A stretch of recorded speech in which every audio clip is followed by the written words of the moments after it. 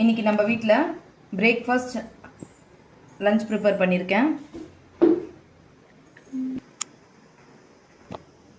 இந்த menu prepare பண்ணுறதுக்கு பார்த்தீங்கன்னா 1 hour 20 minutes தான் எனக்கு ஆணுச்சு.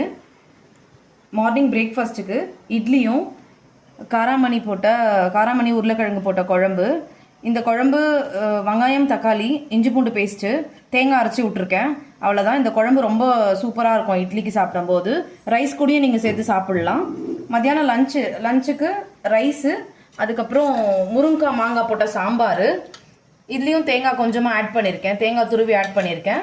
பொரியல் பார்த்திங்கன்னா முட்டைக்கோசும் கேரட்டும் போட்ட பொரியல். இந்த பொரியல் ரொம்ப சிம்பிளாக தான் பண்ணியிருக்கேன். ஜஸ்ட்டு எண்ணெய் ஊற்றி கடுகு போட்டு சீரகம் போட்டு மிளகா கிள்ளி போட்டு கோஸ் போட்டு வதக்கிறதா. மற்றபடி வெங்காயம் தக்காளி எதுவுமே கிடையாது.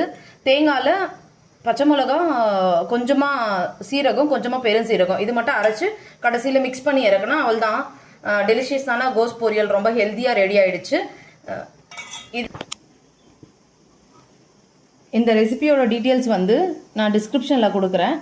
நீங்கள் பார்த்துட்டு கமெண்ட் பண்ணுங்கள். தேங்க்யூ.